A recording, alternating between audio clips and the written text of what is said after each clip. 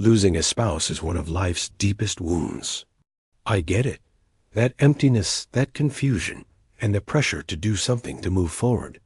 But sometimes, the choices we make in a rush can make healing even harder. Today, I'm going to walk you through 5 mistakes so many people make and how to avoid them, so you can step forward with strength and love. Stay with me until the end, because you're not alone in this journey.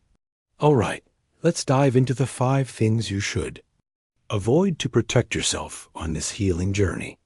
We'll start with the first one, a mistake so many people make right after losing their spouse. Point 1. Don't rush into major financial decisions. The first thing you need to say no to is making big financial decisions too soon after losing your spouse. I get it. When the pain is raw, you might feel like doing something, selling the house, investing money, or giving away assets will give you a sense of control. But this is when your emotions can cloud your judgment the most. Psychological studies show that during grief, our brains struggle to make long-term decisions clearly. A hasty choice now could lead to regrets or even financial hardship down the road. Take Margaret, a 68-year-old widow. After her husband passed, her family urged her to sell their big house and move to a smaller place in the countryside for a fresh start. She went along with it. But just months later, she realized she missed the memories tied to her old home and her neighbors. She wished she'd waited before making such a big move. So, how do you avoid this? Financial experts suggest the 1-year rule. Wait at least a year before making irreversible decisions like selling property or investing large sums. In the meantime, find a trustworthy financial advisor who understands your situation. And be wary of pushy investment offers. Sometimes, they're traps targeting people who are vulnerable. Losing a loved one is heavy enough. You don't need added stress from financial missteps. Give yourself time, okay? But it's not just about money. There's something else just as important that many people overlook. What is it? Let's move on to the second mistake, one that can leave you feeling lonelier than ever. Point 2. Don't isolate yourself from friends and family. Second thing to avoid is shutting yourself off from friends and family. I know, when you lose your spouse, sometimes you just want to be alone, to curl up and let the pain settle. That's natural.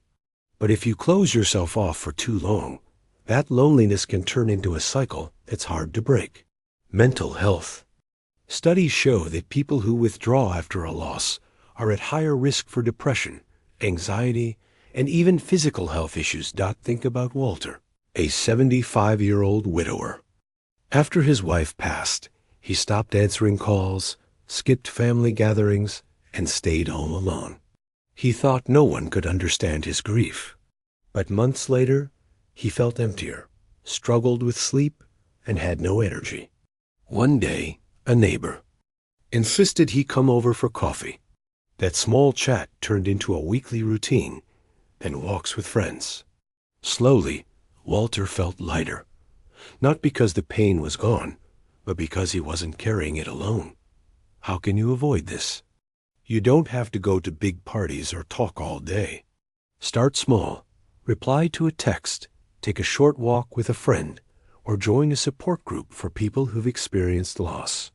These connections are like little sparks in dark days, reminding you that you're cared for. If talking feels hard, just let people know you need their presence, even if it's sitting quietly together. But beyond staying connected, there's another thing you need to watch out for to stay strong. What's that? Let's dive into the third mistake, one that can drain you physically and emotionally if you're not careful. Point 3. Don't neglect your own health. The third thing you should say no to is neglecting your health. When you lose your spouse, it's easy to skip meals, lose sleep, or put off doctor visits. I get it. In those moments, taking care of yourself might feel pointless. But did you know grief doesn't just hurt your heart? It affects your body too? Medical research shows that the stress of loss can increase risks for heart issues, weaken your immune system, and even impact memory. Consider James, a 70-year-old widower. After his wife passed, he stopped cooking, eating instant noodles, or skipping meals altogether. He thought, why bother? But a few months later, he felt weak, irritable, and couldn't sleep. His daughter noticed and encouraged him to eat simple, healthy meals and drink more water.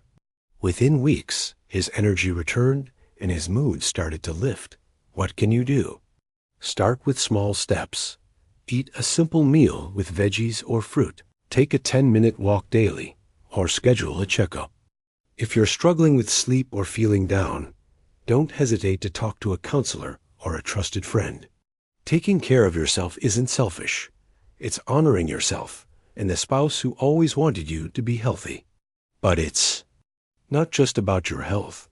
There's another mistake many make because of that aching emptiness. Can you guess what it is? Let's explore the fourth mistake, one that could hurt your heart all over again. Point 4. Don't rush into a new relationship. The fourth thing to avoid is jumping into a new relationship too soon. I know, losing your spouse leaves a huge hole in your heart. That loneliness can make you crave someone to share your days with. But rushing into romance before you're ready can lead to more pain. Psychologists say that during grief, we often seek relationships to escape pain, not because we're truly ready for love. Take Barbara, a 65-year-old widow. Just months after her husband passed, she met someone through a friend and started a relationship. At first, it felt like the comfort she needed. But soon, she realized she hadn't processed her loss. The relationship moved too fast, and she felt trapped. She wished she'd given herself more time. How do you avoid this? Take time to heal and rediscover yourself first. There's no set timeline, but when you feel at peace being alone, that's a sign you're ready. If you want to date, go slow. Listen to your heart and watch out for people who push too hard. Some might take advantage of your vulnerability. Love is beautiful, but it's best when you enter it with a heart that's ready. But beyond relationships, there's one more thing many hold on to that keeps them stuck. What is it? Let's move to the fifth mistake, something that seems small but can weigh heavily on your healing journey. Point 5. Don't hold on to every possession. The final thing to say no to is keeping every single item of your spouse's. I know, every shirt, every book, every little thing holds a memory. Letting go feels like losing them all over again. But holding on to everything forever can turn your home into a place of sadness instead of a space for healing. Studies on grief show that gradually letting go helps us accept reality and open up to new chapters. Think about Harold, a 72-year-old widower. After his wife passed, he kept everything untouched. Her clothes in the closet, her shoes by the door, even her favorite chair. At first, it felt like keeping her close. But over time, it weighed him down. One day, he chose to keep her knitted scarf and donated other items. It felt like a release, not a loss. What can you do? Start small. Pick a few special items, like a ring or a letter, and keep them in a meaningful place. When you're ready, consider donating or repurposing other things, like turning a shirt into a quilt. Don't let anyone pressure you to clear things out too soon, but also don't let fear of letting go keep you stuck in sorrow. Letting go isn't forgetting. It's making room for peace in your heart. And there you have it, the 5 things to avoid. But before we wrap up, I want to share a few final thoughts to carry with you on this journey. Losing a spouse is one of life's toughest roads, but you're stronger than you know. Saying no to these mistakes, rushing financial decisions, isolating yourself, neglecting your health, jumping into new relationships, and holding on to everything doesn't just protect you, it helps you find light in the darkness.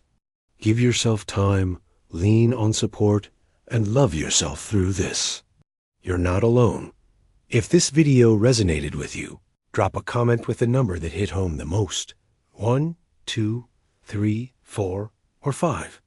Don't forget to hit like, subscribe, and turn on the bell so you don't miss our next videos. Share this with someone who might need it. A small gesture can change their journey. Can't wait to see you in the next video. Keep going. You've got this.